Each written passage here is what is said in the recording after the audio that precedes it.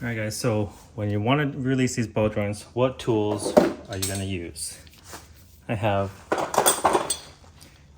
3 different ball joint presses here. A bunch of you will recognize this cheap one from Harbor Freight. This is a similarly cheap one from OEM Tools, and this is also from OEM Tools.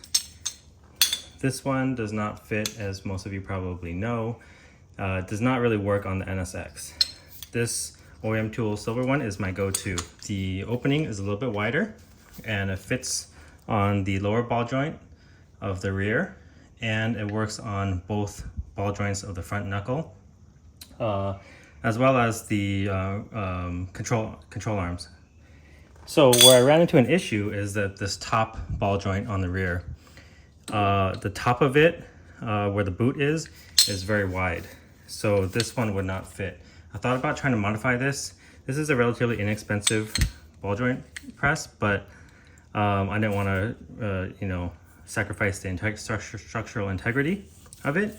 So I went online, I Googled, wide ball joint press, and this one came up. This is also in OEM Tools. The part number is 25112, and you can see just how wide the opening is, and it fits really nicely on there. So if you're interested in these two, this one is part number 27308, and it comes with its own case. And this one does not have its own case, and the part number is written right on it. So I'm gonna go ahead and pop this ball joint, and this is gonna be my first time using it on camera. Okay, so this is the rear right. The reason I'm taking this all apart is because I want to replace this boot. I have my transmission out already with my axles out, so I said, hey, you know what? I have these boots already. This one's not cracked, but it is old, and it looks like it could fail in the future, and why not do it right now while I have everything mostly off. So this is an aftermarket, or an OEM bolt off of another car that I just use for ball joints. So again, this is what I just use for the tips of the ball joints to keep it from mushrooming. So you definitely want to do that so the ball joint press has something to brace up against. So again, this fits on there really nicely. You can see that. It's a really good fit. So let's go ahead and pop this ball joint.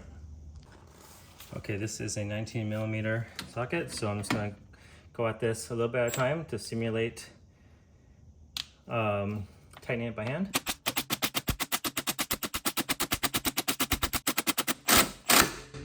All right.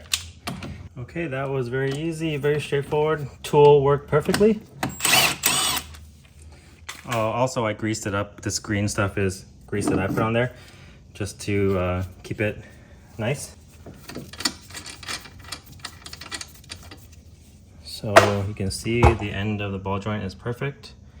No mushrooming at all. And here we go. So that was very easy. This tool, this ball joint remover, gets a thumbs up from me. So that's it for this video. Thanks for watching.